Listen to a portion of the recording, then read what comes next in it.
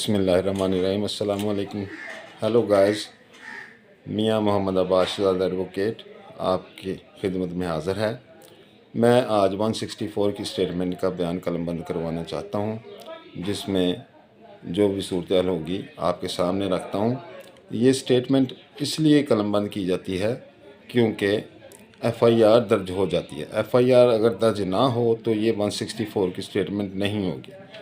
ये direct FIR दर्ज हो, उसके बाद आप कंसर्न मजिस्ट्रेट के सामने जाते हैं, उसके सामने अपनी जो भी रुदात होती है, जो आपके साथ वाक़या होता है, वो उसके तहत आप 164 CRPC की स्टेटमेंट कलमबंद करवाते हैं। उसके बाद अगर मजिस्ट्रेट साहब चाहें तो फिर कलमबंद करने के बाद वो चाहें तो मुल्ज़मान को तलब कर लें, या फिर ना तलब करना हो तो फिर वो उस सूरत हाल अलहदा होती है, वो बाद में देखी जाती है।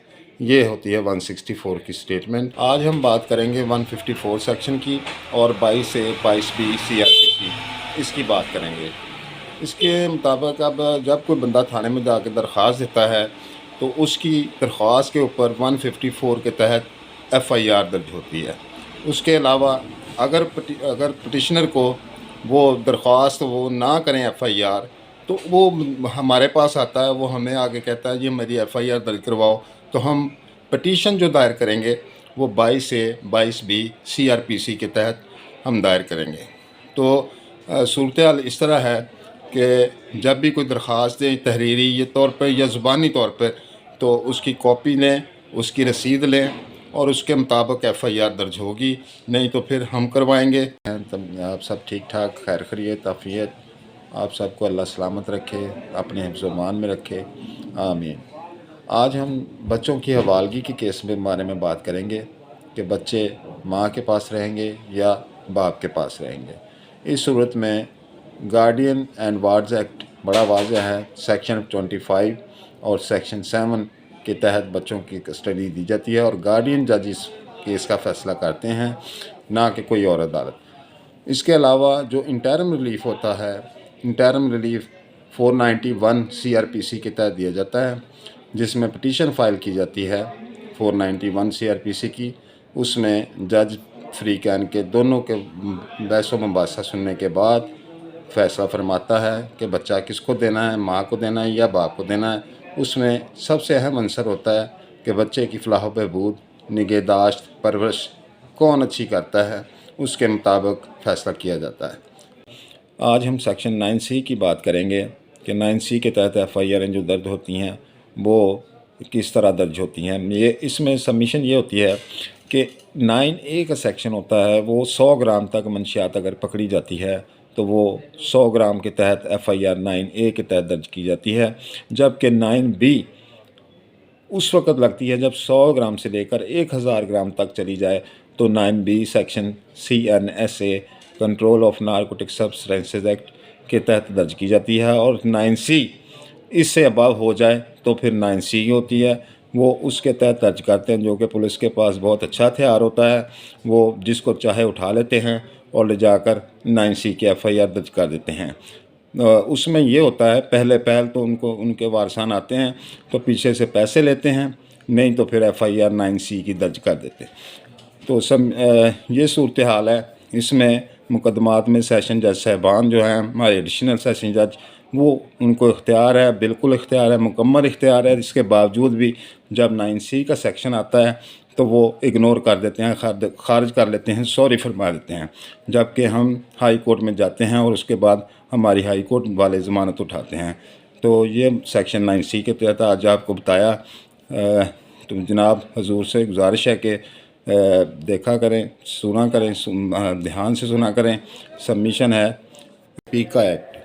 पीका एक्ट असूली तौर पे बिल्कुल नाकाबिले मंजूर है। हम मुकल्ला बरादरी पूरी तरह उसकी सपोर्ट करते हैं और सहाफ़ियों के साथ मुकम्मल तौर पर पूरा ताउन करेंगे। इस सूरत हाल में, ऐसी पोजीशन में तमाम मुकल्ला बरादरी इस नतीजे पर पहुंची है क्योंकि पीका एक्ट मुकम्मल तौर पर काला कानून है, जो कि नहीं होना चाहिए। इसमें हम तमाम मुकल्ला बरादरी सहाफ़ियों के साथ पूरी तरह अमल दरामद करेंगे। हर एहतजाज में ہر جگہ پر جہاں پر ان کو ہماری ضرورت پڑی ہم ان کے لیے حاضر ہوں گے۔ اس کے لیے جناب کو واضح طور پہ بتا دوں کہ پیکا ایکٹ بالکل نامنظور ہے، اسے ہم نہیں مانتے۔ جناب اجازت چاہوں گا، اللہ حافظ۔ السلام علیکم ناظرین، میں ضرور چینل کے ساتھ فاطمہ سونی عباسی بول رہی ہوں، اور اس ٹائم جو ہوں نا میں پرنسپل کے دفتر میں ہوں، اور یہاں پہ جو آپ دیکھ رہے ہیں کہ لاہور ضلع سے جو اندراج کیا جا رہا ہے، صاحبہ نے جو پروگرام شروع کیا وہاں پہ آئے ہوئے ہیں، اور لیڈیز کو ان سب کے حالات پتہ کرتے ہیں۔ ناظرین، میں اس ٹائم PSIR کے دفتر میں آئی ہوئی جو انہوں نے یہاں پہ بنایا ہوا ہے، جہاں لوگوں کو اس کے اندراج بھی کیا جا رہا ہے، اور کوئی پریشانی آ رہی ہے اس پریشانی تو اس ٹائم سر طارق کے ساتھ ہیں، سیکرٹری یونین کونسل کے، جو اس ٹائم سیٹ پہ بیٹھے ہوئے ہیں اور ان کا معاملات کو حل کریں۔ السلام علیکم سر جی۔ جی وعلیکم السلام۔ سر جی، آپ اپنا وہ کام چھوڑ کے یہ خدمت کر رہے ہیں لوگوں کے لیے، تو آپ کو کیا کوئی پریشانی درپیش آ رہی ہے؟ اس میں بہت زیادہ پریشانی آ رہی ہے، یہ سسٹم جو ہے یہ بہت سلو چل رہا ہے۔ یہاں پہ ایسے لوگ ہیں جو صبح 9 بجے کے آئے ہوئے ہیں۔ سب سے پہلا مسئلہ تو یہ ہے، یہ سسٹم بہت سلو ہے۔ اس کے بعد یہ ہے کہ آج سے 3-4 دن پہلے ایک عورت آئی ہے جس کی شادی ہوئی ہے، 3 بچے ہیں، اس نے ان کا بے فارم بنوایا ہے، جبکہ نادرا ریکارڈ میں وہ ابھی بھی غیر شادی شدہ آ رہی ہے، کواری آ رہی ہے۔ تو کیا یہ نادرا والوں کو نہیں سوچنا چاہیے کہ اس کا بچوں کا بے فارم بھی بن گیا ہے، اسے ڈیورس بھی ہو گئی ہے، ڈیورس کا سرٹیفکیٹ بھی بن گیا ہے، اور ابھی تک نادرا سسٹم میں وہ غیر شادی شدہ آ رہی ہے۔ تو یہ بہت زیادہ پرابلمز ہیں لوگوں کے لیے، اور اتنا سلو ہے کہ صبح 9 بجے سے لیڈیز آگے بیٹھی ہوئی ہیں، چھوٹے چھوٹے بچے ہیں، پریشان ہیں۔ تو کیونکہ عوام کو تو اس چیز کا نہیں پتہ، ہم نے آگاہی دینی ہے، آپ نے آگاہی دینی کہ یہ سسٹم کا مسئلہ ہم اپنی CM مریم صاحبہ کو کہتے ہیں کہ سسٹم پہ توجہ دیں، اور یہ نادرا کی طرف سے ہو رہا ہے کہ سسٹم یہ نادرا کی طرف سے ہو رہا ہے زیادہ تر، کیونکہ یہ تو نادرا والوں نے کرنا ہے نا کہ ان کو شادی شدہ کریں۔ جب بچوں کا بے فارم بنتا ہے، ڈیورس ہو گئی ہے، اور افسوس ہے کہ ادھر لکھا ہے جی وہ غیر شادی شدہ ہے، تو یہ تو نادرا والوں کو کرنا چاہیے۔ اور اس کے علاوہ افسران بالا جو ہیں وہ بھی بہت کوشش کر رہے ہیں، لیکن یہ سسٹم ہی اتنا سلو ہے کہ فاسٹ نہیں ہے، چلتا ہی نہیں ہے۔ اور دوسری بات، یہ کمپلین آپ نے کی، میں کروں گی میڈم کو کہ یہ دیکھیں نا، یہاں سسٹم جگہ چیزیں بہت کم ہے، باقی آفس پہ اتنی توجہ دی گئی ہے، تو یہاں بھی یہ دیکھیں الماریاں ٹوٹی ہوئی، سارا سسٹم گورنمنٹ اس میں کریں گی، کیونکہ انہوں نے اپنی ذات سے تو کچھ نہیں کرنا، تنخواہ ملتی ہے جس سے گزارا ہوتا ہے، وہ تو ٹھیک ہے، یہ رش کی وجہ سے نہیں باقی معاملات یہ دیکھیں بینچ ٹوٹا ہوا ہے، بیٹھنے کی جگہ نہیں، ان چیزوں کو تو کور کرنا چاہیے نا۔ تو چلیں کوئی بات نہیں ہے، چند دن کے لیے عارضی ہے، لیکن ان لوگوں کو یہ ٹینشن تو نہ ہو جو صبح 10 بجے آیا ہے اور نیٹ سے 4 بجے تک وہ بیٹھا ہوا ہے۔ اگر یہ سسٹم فاسٹ ہو، سلو نہ ہو، تو اتنا رش نہ پڑے، لوگوں کو تکلیف نہ ہو، یہ جلدی ہو جائے۔ اس کے علاوہ کوئی ایشو یا کوئی پرابلم؟ صرف نیٹ کا سسٹم ہر طرف چل رہا ہے، نیٹ کا ہے، اور دوسرا جو لوگوں کا آ رہا ہے جی وہ ابھی تک غیر شادی شدہ ہیں یا بیوہ ہیں، ان کا بن ہی نہیں رہا نادرا سسٹم میں، ابھی تک وہ غیر شادی شدہ ہیں۔ اگر کوئی بیوہ ہے، کسی کے خامد کو کی ڈیتھ ہوئے 10 سال ہو گئے ہیں، تو ابھی تک اس کا جی اندراج نہیں ہوا بیوہ کا، جبکہ اس نے ڈیتھ سرٹیفکیٹ بھی بنوایا ہوا ہے۔ یہ بہت پرابلم ہے 2-3 چیزوں میں۔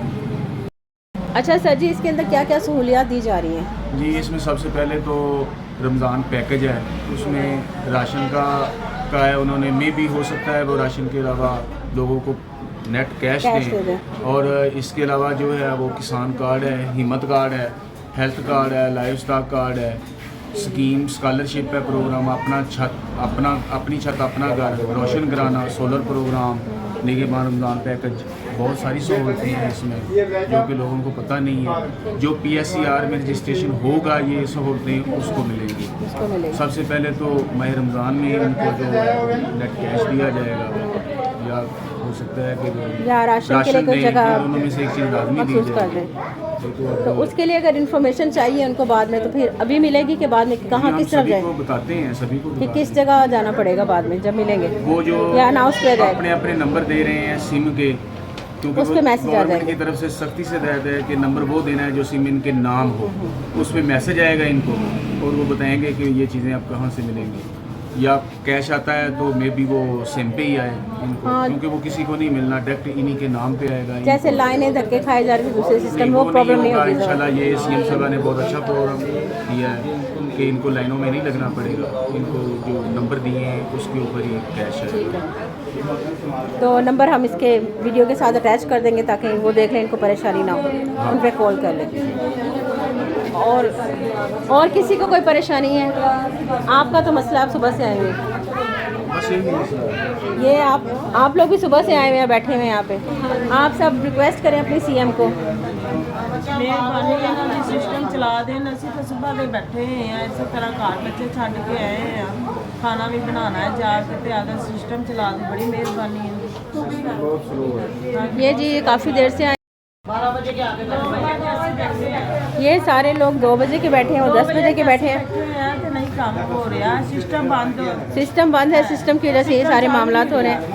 تو اس ٹائم میں ہم سی ایم اپنی مریم صاحبہ کو کہیں گے کہ وہ اتنے اچھے کام کر رہی ہیں, لوگوں کی ترقی کے لیے کام ہو رہے ہیں, لوگوں کی پریشانیاں ختم ہو. بہتر ہے کہ یہ پریشانی بھی ختم ہو. سسٹم اگر نادرا کے ذریعے ٹھیک ہونا ہے یا کسی اور آفس کی طرف سے ٹھیک ہونا ہے تو پلیز ان کا یہ سسٹم ٹھیک کروائیں, یہ پریشانی ختم کریں. یہ دیکھیں